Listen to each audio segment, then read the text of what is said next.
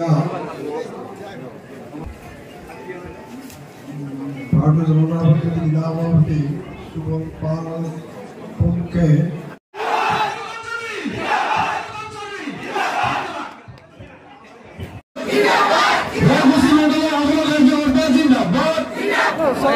একটু মাজত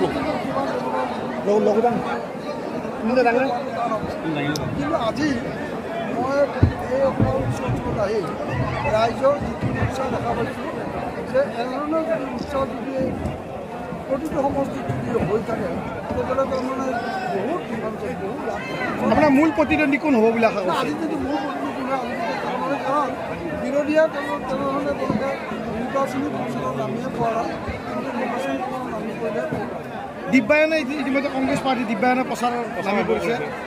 দিব্যায়ৰ প্ৰচাৰ হৈছে গতিকে দুই এটা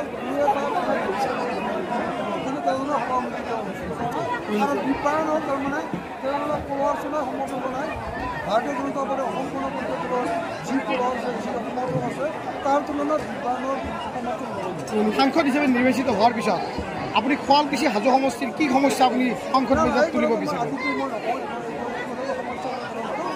পৰৱৰ্তী সময়ত এই বিষয়লৈ নিশ্চয় ৰাইজৰ লগত আহিম আমি এই মই কিবা কিবি বহুত কিবা কিবি কৰি নহ'ব বাস্তৱ হ'ব লাগিব আৰু সেই কথাবোৰ চিন্তা কৰি আগবাঢ়ি যাব লাগিব। ঠিক আছে।